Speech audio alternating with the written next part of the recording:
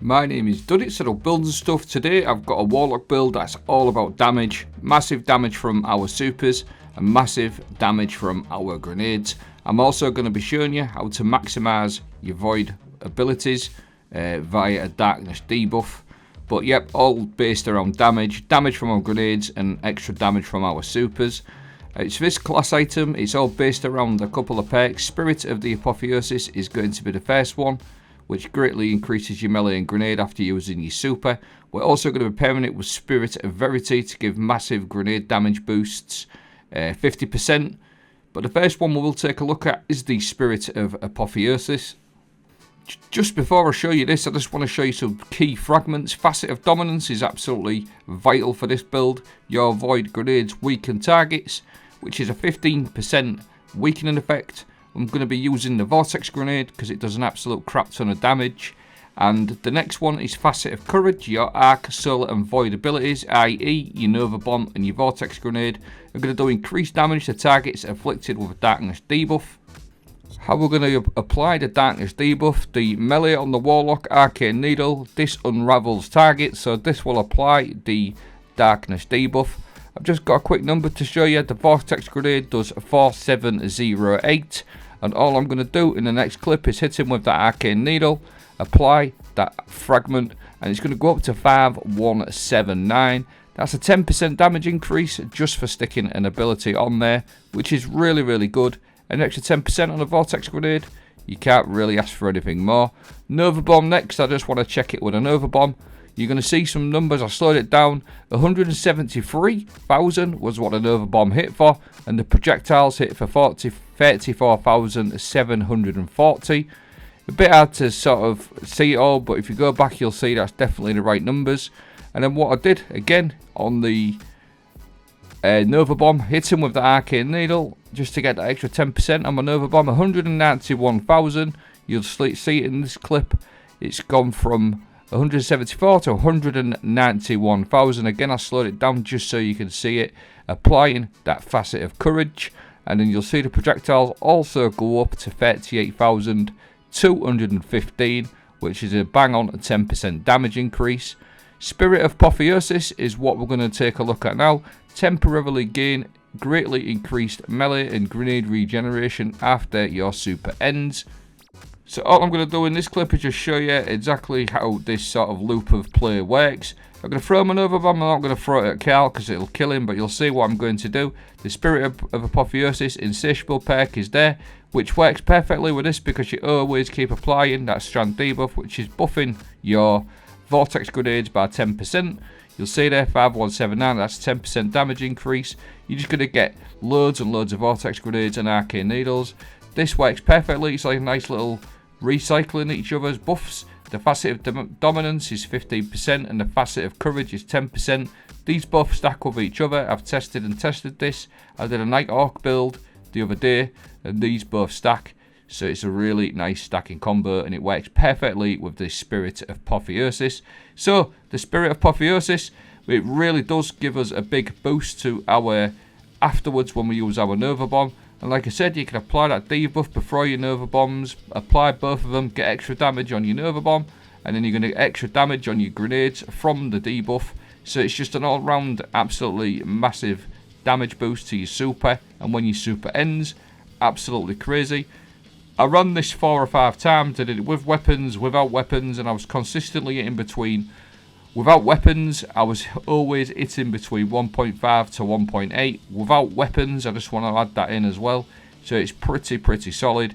And then again, if you really wanted to, you could stick your like a Void Rocket on there or something like that. The Expanding Abyss perk is absolutely brilliant for this type of build as well, because you're going to get all them debuffs and stacking debuffs that we've mentioned.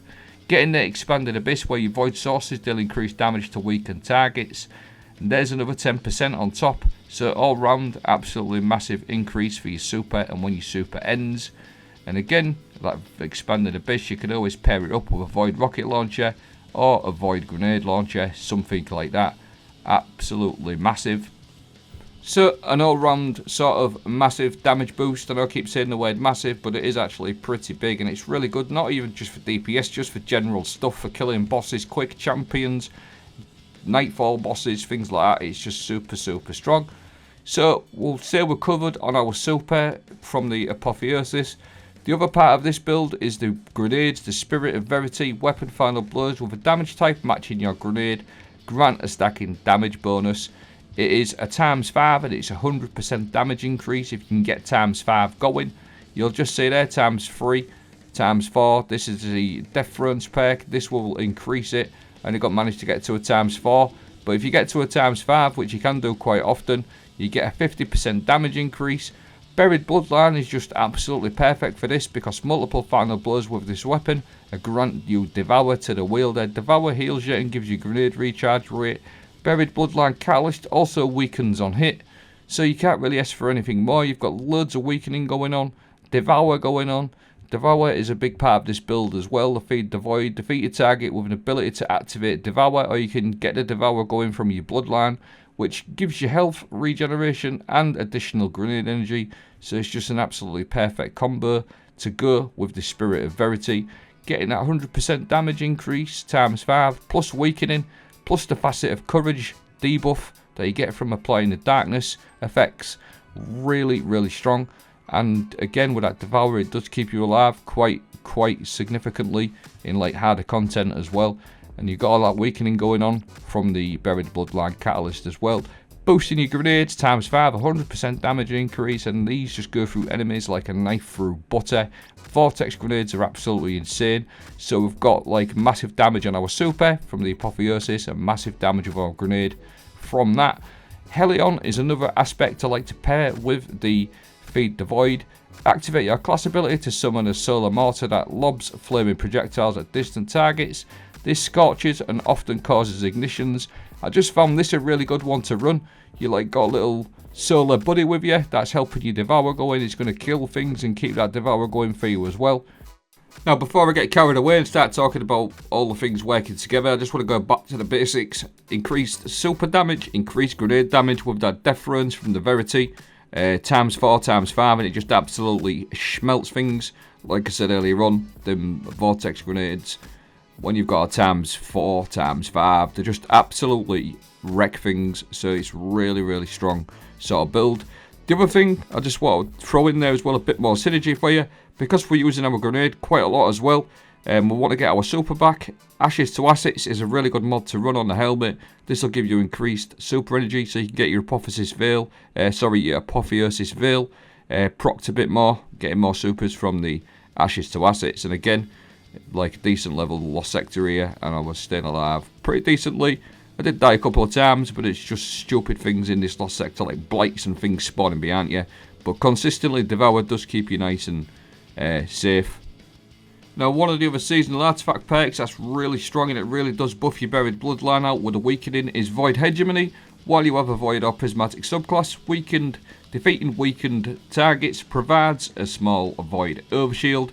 This just buffs your Devour out and it works really nicely with the Buried Bloodline and all the weakening, and then expanding Abyss, you're going to deal increased damage with your Buried Bloodline to weaken targets or other Void weapons. So, just two little things that really just buff the build out, but the Void Hegemony, getting that extra Void Overshield on top of that Devour, feels just really nice. It just buffs your Devour out just that little bit more. Just getting that Void Overshield, like again, it just feels really nice.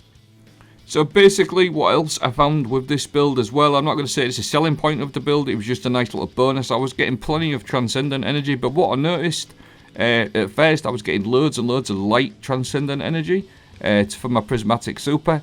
That was a lot, obviously, from the Void grenades and the Void weapon kills and things like that from the Buried Bloodline. So what I did is I put a few fragments on there to build the darkness, regen up on the Prismatic, so we're getting a mixture of plenty of light and plenty of dark. Facet of Balance is a really good one. Rapidly defeating targets with light damage grants melee energy. Rapidly defeating targets with darkness damage grants grenade energy. Now to get my darkness sort of Prismatic going, I used Facet of Sacrifice. While you have an Arc Solar or Void buff, i.e. Devour, ability final blows grant bonus Dark Transcendent energy. That boosts your Darkness Transcendent gains up hugely. Facet of Honor, collecting an elemental pickup or destroying a tangle grants Transcendent energy. The Arcane Needle creates tangles on every kill. So, and then the last two is obviously what we've touched already, the Facet of Courage and the Facet of Dominance. We've already touched on them two. But yeah, just to sort of finish off, big damage increase for your super with everything that you've seen. Your Apotheosis just boosts your sort of like after your super ends, so you're covered on that, and you're also covered on your grenade damage with the Verities, pairing with the Buried Bloodline. I'm going to leave the build playing out. Like I said, the only thing that I did really focus on was getting void damage increase and then ashes to assets. I will leave all my mods and everything as well playing out, and I'll leave a dim link in the video description. I hope you found this video fun, helpful. Let me know what you think. Thanks for watching. Have a great day.